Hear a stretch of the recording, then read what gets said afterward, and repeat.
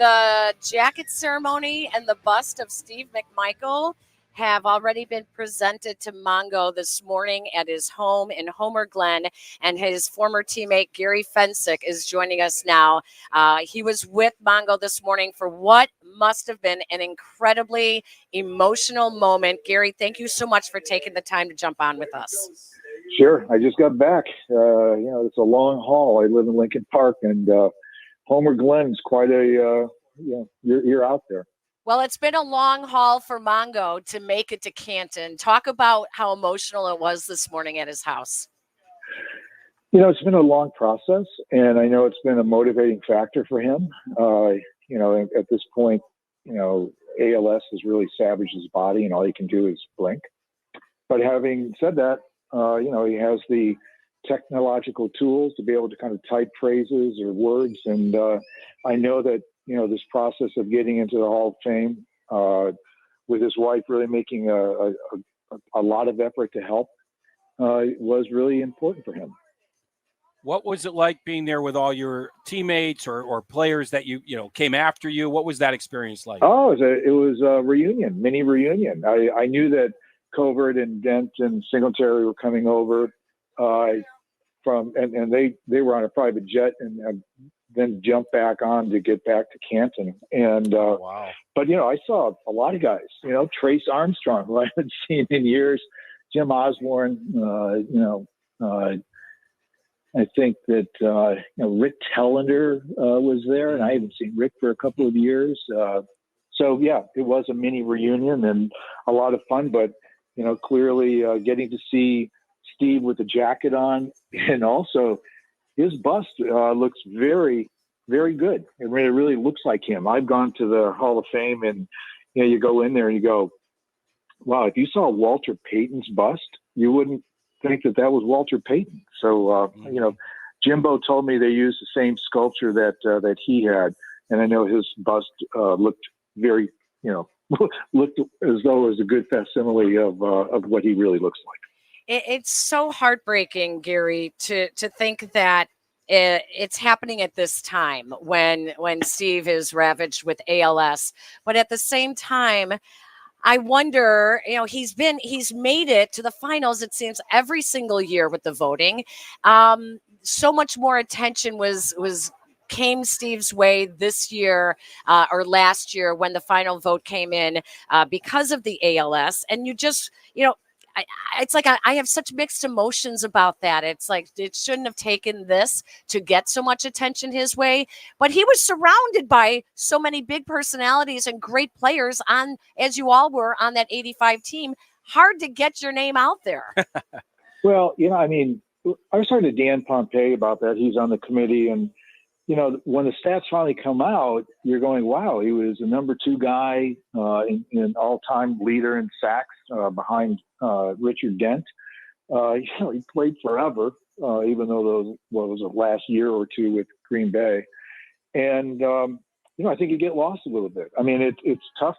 Hey, 3 out of the 4 starters on the line are in the Hall of Fame, and then you got Singletary behind them. So, it gets harder with every teammate who is also there. Gary, you played behind him. Now, obviously, you're running around the field, but what made him sort of unique? Every Hall of Famer, every Bear on that team, defensive team, had a unique ability. What was his unique ability when you watch the tape afterwards, and even when you're watching it, playing with him live? Yeah, this didn't happen so much when I played, but years after, when I'm having a beer and you've got the defensive line or the linebackers, you know what your job is or what the secondary does. But, I think Steve was a real technician. And, Richard Dent also was, and Hampton as well.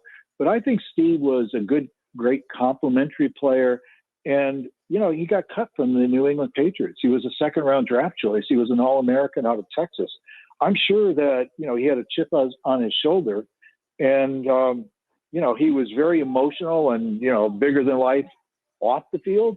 But I think on the field, I think he really was a great compliment and was comfortable with that role. Now, hey, I'm not fooling myself. Those guys all were barking and doing everything else and emotional, but you're not going to have a really great defense unless you have a great defensive line. And having 3 of the 4 starters in the Hall of Fame is a testimony to just how, one, great the Bears scouting and their GM at the time was in picking talent, but 2, just all of these guys just had tremendous talent. And as a free safety in the 85 team, you're in the huddle, you're directly across from the defensive line guys. And there's just times where you go, hey, on third down, you guys have got to get there. And, it was, you see only the guy's eyes. And to me, it was just a pleasure to be able to say, hey, we have the best, and they're going to find a way to get to that quarterback.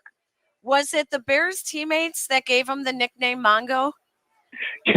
I don't think so, but Peggy, I'm not quite sure. I just remember, I'm sure there's a good story there, but I'm sure there is. Yeah, I'm probably sure. one you wouldn't be able to communicate over radio either. But right, exactly. Kathy McMichael was just telling us stories about him, and I said, was that his, his wrestling persona? Was that his public persona? And he was really a teddy bear at home. And she's like, oh no, he was Texas through and through. We had rattlesnakes in the backyard, and he had to hunt those rattlesnakes to save his sisters all the time. I mean, that was Steve. Yeah, it really was. And I got too many stories after some games and being with some of the big guys. I remember one time I was had too many beers probably and told Hampton, hey, if I was as big as you guys, I could probably do whatever. And with that, Hampton kind of picked me over his head and threw me into the floor. And Steve helped me up. He goes, hey, Hamp, you're going to hurt the little guy. And then you kind of learn your place real quickly. Well, I was going to say you could run away from them. You were faster, but isn't that another trait of those defensive linemen? They were big and strong, but there was a quickness, especially to McMichael, I think that. But But you know what? It really is interesting because Steve's personality, not only just off the field, but post his NFL career with wrestling, he's a bigger than life and loved that and really enjoyed it. But I got to tell you, he was very serious in terms of the game. And if you talk to any of those guys about techniques, how, what do you have to do? You come away with a much greater appreciation. They're just not, bullying over somebody. They're really having to, almost like a wrestling move. It's the first few steps. And if you don't get that leverage, you're going to be dancing bears and not get to the quarterback.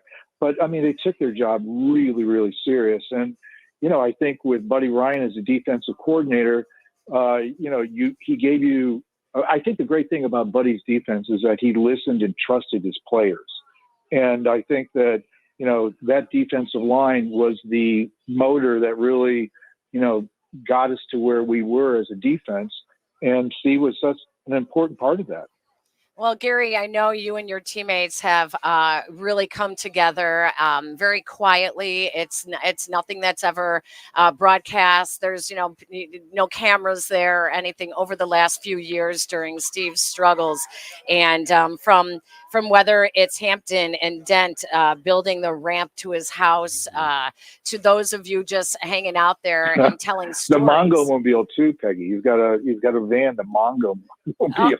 Oh my gosh. There's some wild stuff in this house. You're like, wow, really? I mean, surprised he doesn't have snakes there. But Peggy, it also, Steve's condition obviously is not a good one.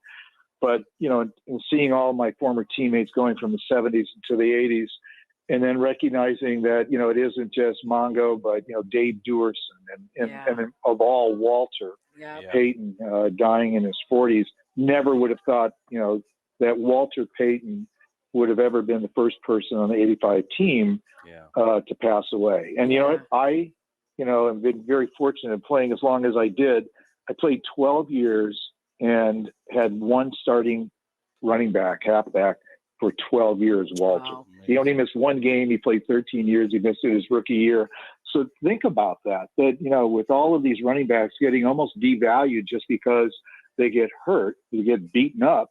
And Walter played 13 years, and I was fortunate to have him be the starting halfback in any team or any game I played.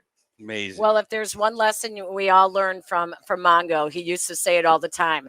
You only get one life, baby. You better live it up, right? Sure. You got to live it up. He's lived it up. I mean, and it was really fun to see everybody. I know, he was alert, and we all know how much this means to him, and glad that he was able to finally get in and join a lot of other great teammates that are in the Hall of Fame.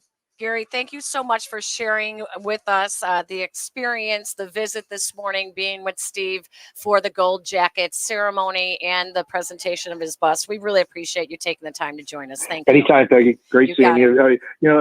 Since I haven't seen you since the draft day, that was a really fun night that we did with Richard as well. It really was. I really enjoyed it. Thank you for making me laugh so much. Thank you. Thank you. Gary Fencik joining us as he and many of the teammates from the 85 Bears were at Mongo's house this morning for the Gold Jacket ceremony and the presentation of the bust.